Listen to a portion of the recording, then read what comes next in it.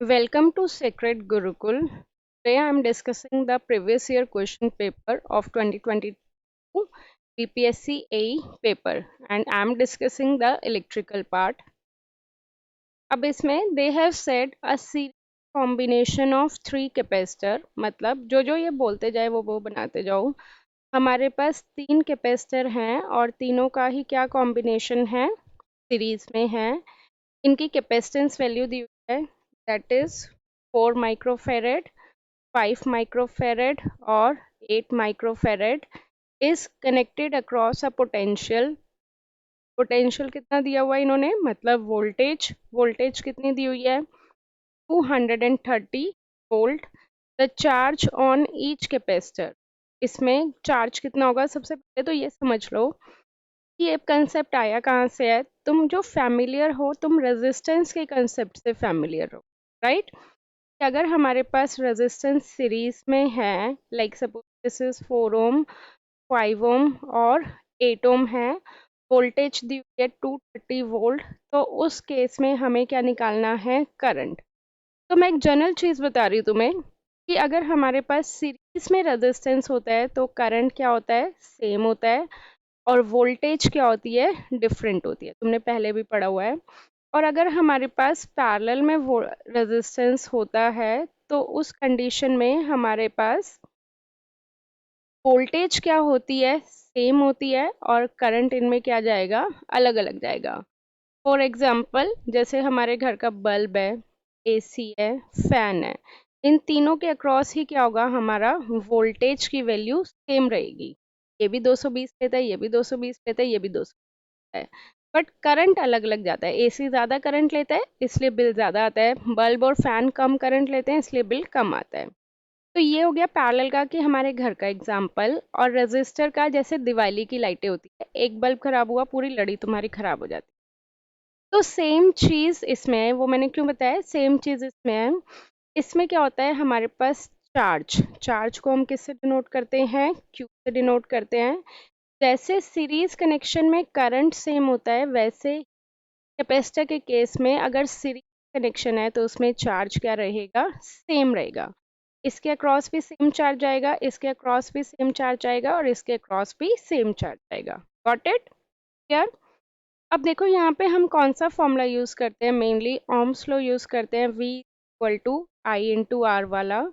यहाँ पे भी हम कौन सा फॉर्मूला यूज करेंगे, will use Q is equal to into, charge same है तो हमें Q की वैल्यू निकालनी है।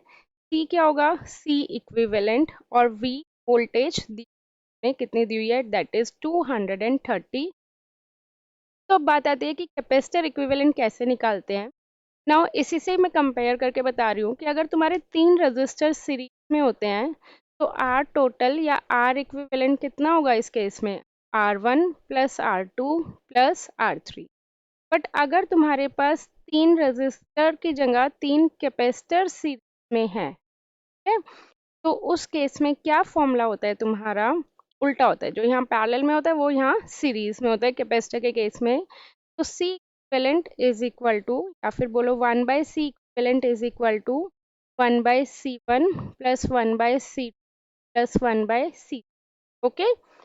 अब यहाँ पे अगर देखो पैरेलल के रेजिस्टर के केस में देखोगे तो क्या होएगा, 1/RT equal to 1/R1 plus 1/R2 plus 1/R3, यही था टोटल रेजिस्टेंस। और अगर तुम यहाँ पे देखोगे कि अगर कैपेसिटर पैरेलल में है, उल्टा होता है, बेसिकली मैं यही बोलना चाह रही हूँ, कैपेसिटर और रेजिस्टर का उल्टा कॉम्बिनेशन होता है। यहाँ पे अगर तुम्हारे पास कैपेसिटर पैरेलल में है तो इसका कॉम्बिनेशन क्या होगा, that is C1 plus C plus 3। Series में है तो हमें पैरेलल वाला फॉर्मूला लगाना है, पैरेलल में है कैपेसिटर तो हमें सीरीज वाला फॉर्मूला लगाना है। तो यहाँ से तुम 1/C इक्विवेलेंट की वैल्यू निकाल सकते हो, 1/4 प्लस 1/5 प्लस 1/माइक्रोफेरेड है तो माइक्रोफेरेड में ही आएगा ये भी।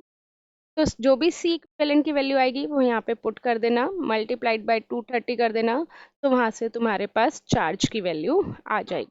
Got it. और चार्ज की यूनिट क्या होती है, कूलम्ब। ठीक है, हमारे पास क्या फॉर्मूला होता है, Q equal to CP। Q क्या है, चार्ज, क्या है कैपेसिटेंस, P क्या है वोल्टेज। चार्ज की यूनिट क्या होती है? कूलम्ब। कैपेसिटेंस की यूनिट क्या होती है? फेरेड। और वोल्टेज की यूनिट तो तुम्हें पता ही है क्या होती है। Got it? नेक्स्ट क्वेश्चन पे आ जाते हैं हम। इसमें क्या बोला हुआ है इन्होंने? The value of resistance between point A and, right. तो इसमें देखो तुम्हें पता है कि है कुछ रेजिस्टेंस और कुछ रेजिस्टेंस हमारे पास क्या है? पैरेलल में है।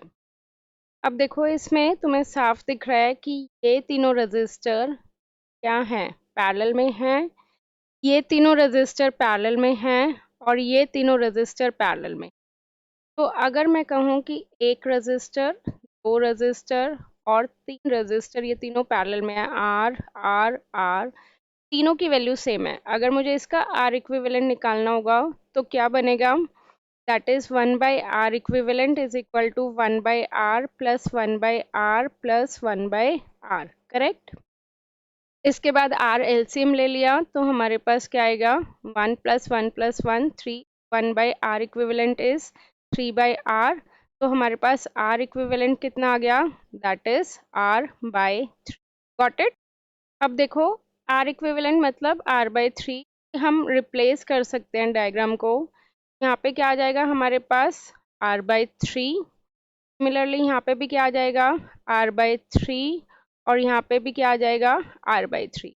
तो मैंने क्या करा, इसको सॉल्व कर लिया और इसको सॉल्व कर लिया और इसको सॉल्व कर लिया। इसको सॉल्व करने के बाद हमारे पास क्या आ रहा है? r/3 लिख लिया। अब ए पॉइंट से कनेक्ट है रेजिस्टेंस, ऊपर से देखोगे तो r है, राइट। और नीचे से भी देखोगे तो क्या है? r है, करेक्ट। तो सिंप्लीफाई स्टेप बाय स्टेप करना है तुम्हें। अब तुम क्या कर सकते हो? r/3 plus r/3 plus r/3, तीनों को ऐड कर दो क्योंकि तीनों क्या है? सीरीज में है। तो अगर मैं यहाँ से r इक्विवेलेंट निकालूंगी, r/3 plus r/3 plus r/3, LCM ले लो 3, और ये कितना हो जाएगा? r plus r plus r, 3r, 3 से 3 कट गया तो यहाँ पे हमारे पास कितना आ गया? r आ गया, right.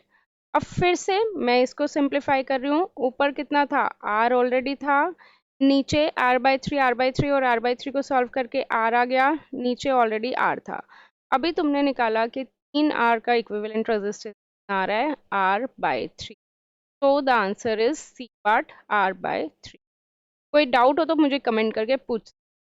Next question is, it is related to the star and delta. सबसे पहले यू शुड नो कि हमारे पास क्या होता है? 3 फेज कनेक्शन होता है, 3 फेज सप्लाई होती है। 3 फेज सप्लाई का मतलब तुम्हें 3 वायर दे दी, R Y B, red yellow blue. अब उसके बाद ये कहते हैं कि तुम इन तीनों वायर को आपस में कनेक्ट करो।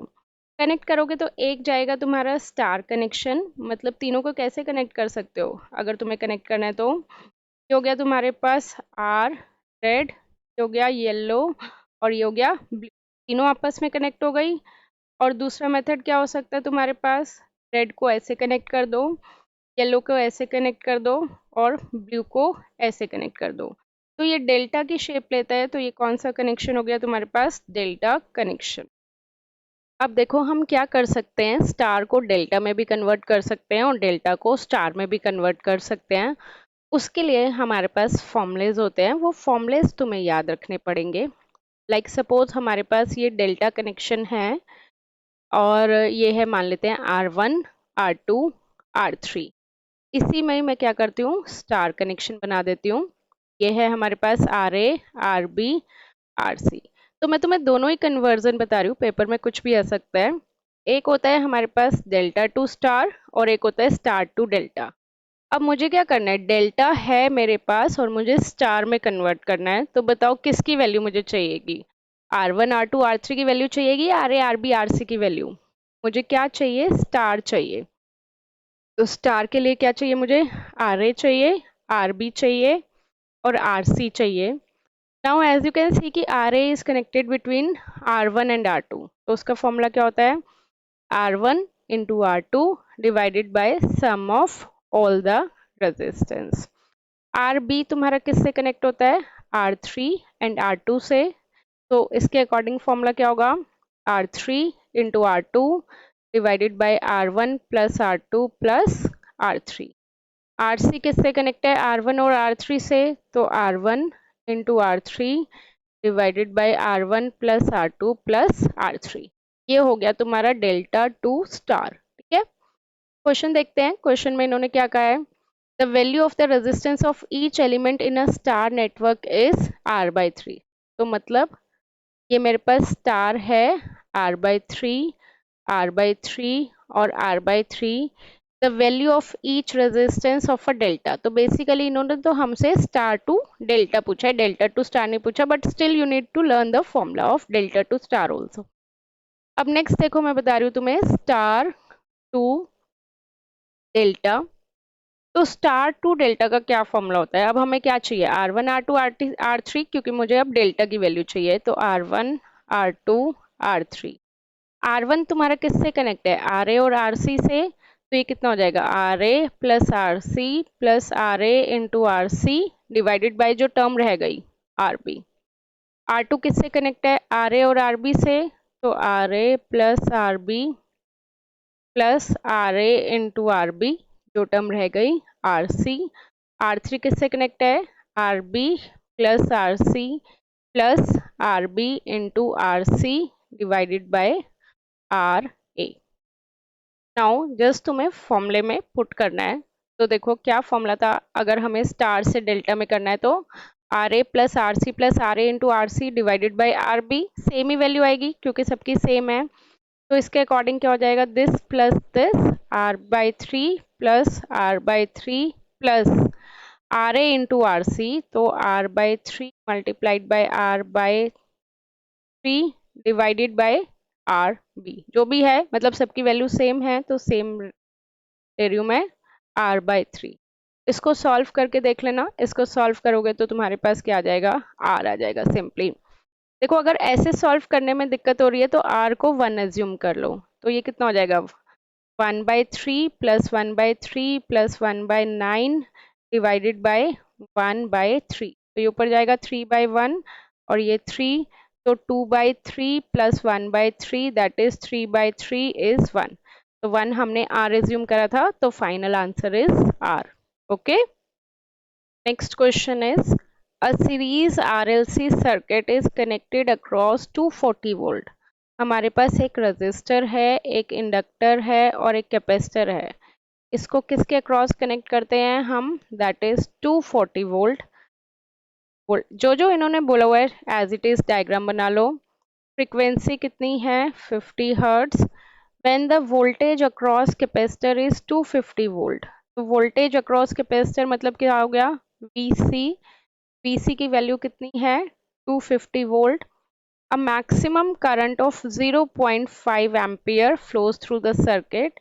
इसमें करंट हमारे पास कितना जा रहा है, 0.5। ओके, अब हमें किसकी वैल्यू निकालनी है, L की वैल्यू निकालनी है, राइट। इसमें देखो ये इन्होंने ऑप्शन में गलत दिया हुआ है, इन्होंने पूछा क्या है, इंडक्टेंस, और इंडक्टेंस की यूनिट क्या होती है, हेनरी, राइट। या तो ज़्यादा से ज़्यादा मिली हेनरी में आ जाएगा, और इन्होंने यूनिट किसकी दे दी, फेरेड। फेरेड होती है कैपेसिटेंस की, तो ऑप्शन पे मतलब ये यूनिट का ध्यान रखना। अब इन्होंने क्या दिया हुआ है, मैक्सिमम करंट दिया हुआ है। तो हमारे पास मैक्सिमम करंट जब भी बोलेंगे तो वो कौन सी कंडीशन के अंडर होता है, हमेशा रेजोनेंस के अंडर होता है। रेजोनेंस की क्या कंडीशन होती है, that is XL is equal to XC। Okay, या डायरेक्ट यहाँ से देखते हैं, VC का क्या फॉर्मूला होता है, I इंटू XC। VC पता है हमें 250 वोल्ट है, करंट गिवन है 0.5 है, तो यहाँ पे हमारे पास यहाँ से क्या आ जाएगा, XC आ जाएगा, राइट। XC कितना आएगा, सॉल्व करोगे तो 500 ओम आएगा XC। हो सकता है यहाँ पे इन्होंने कैपेसिटेंस पूछा होगा क्योंकि कैपेसिटेंस की यूनिट मैच कर रही है। अब हमें XC पता है, XC का तुम्हें फॉर्मूला पता होगा, XC is equal to 1/2πfc। तो XC पता है कितना है, 500 है, 1 पता है, 2 पता है, 3.14 पता है, 50 हर्ट्ज पता है, यहाँ से तुम्हारे पास कैपेसिटेंस की वैल्यू आ जाएगी। गॉट इट, ठीक है। अब पता नहीं इन्होंने क्या पूछा, क्या हुआ है बेसिकली, अगर कैपेसिटेंस पूछा हुआ है तो ये इसके अकॉर्डिंग आ जाएगा। और अगर मान लो तुमसे इन्होंने एक्सएल पूछा हुआ है, तो XL is equal to XC. XL की एक्सी की कितनी वैल्यू आई थी हमारे पास 500, और एक्सएल का क्या फॉर्मूला होता है 2 पाई एफ एल। 2 पता है, पाई पता है, फ्रीक्वेंसी पता है 50, एल हम निकाल लेंगे, यहाँ से हमारे पास एल की वैल्यू आ जाएगी। तो मैंने तुम्हें दोनों ही चीज बता दी, एल बी और सी बी। तुम्हें फॉर्मूलेज याद रखने पड़ेंगे। हमारे पास एक्सेल क्या होता है, बेसिकली इंडक्टर के अक्रॉस रेजिस्टेंस। जब मैं पढ़ाऊंगी तो डिटेल में करवाऊंगी। एक्सेल इज द इंडक्टर के अंदर कितना रेजिस्टेंस है, दैट इज इंडक्टिव रिएक्टेंस से हम इसे डिनोट करते हैं, रिएक्टेंस सॉरी। और एक्सेल का फॉर्मूला होता है 2 पाई एफ एल। सिमिलरली एक्सी क्या होता है, कैपेसिटर के अंदर का रेजिस्टेंस, और इसको हम टेक्निकली कैसे डिनोट करते हैं, we denoted by capacitive reactance. और कैपेसिटिव रिएक्टेंस का क्या फॉर्मूला होता है, XC is equal to 1/2 pi F C. As you know कि ये रेजिस्टेंस है, रिएक्टेंस मतलब रेजिस्टेंस, तो इसकी यूनिट क्या होगी, ओम। बट अगर हमारे पास कॉम्बिनेशन है आर एल आर सी या फिर आर एल सी का, तो इनके रेजिस्टेंस को हम क्या बोलते हैं, एम्पिडेंस। और उसका फॉर्मूला होता है R square plus XL minus XC का whole square. Got it. Next question is DC shunt motor का क्वेश्चन है। इन्होंने दिया हुआ है 200 वोल्ट, वोल्टेज कितनी है 200 वोल्ट है, टॉर्क कितनी प्रोड्यूस कर रहा है 54 न्यूटन मीटर, आर्मेचर करंट कितनी है आई ए इज इक्वल टू 10 एम्पियर। अब इन्होंने सेकंड कंडीशन के लिए पूछ लिया कि हमारे पास वो टॉर्क कितनी प्रोड्यूस करेगा जब आर्मेचर करंट कितना होगा 20 एम्पियर। ठीक है, तो उसके लिए सबसे पहले तुम्हें टॉर्क का फॉर्मूला पता होना चाहिए। टॉ से डिनोट कर लो या टी ए से डिनोट कर लो, एक ही बात है। P phi Z into I A divided by 2 pi A. तो जो भी चीज नहीं दी हुई है वो हम क्या कंसिडर करके चलते हैं, कांस्टेंट कंसिडर करके चलते हैं। ठीक है, यहाँ से देखो हमारे पास क्या रिलेशन आता है, that torque is directly proportional to I A, right. तो हम ये लिख सकते हैं, ये फर्स्ट कंडीशन के लिए हो गया, ये सेकंड कंडीशन के लिए हो गया। अगर हम रिलेशनशिप बनाएंगे तो tau tau 2 is equal to I A 1 divided by I A 2। Tau 1 हमें पता है 54, टो 2 हमें निकालना है, आई ए 1 10 है और ये कितना है 20।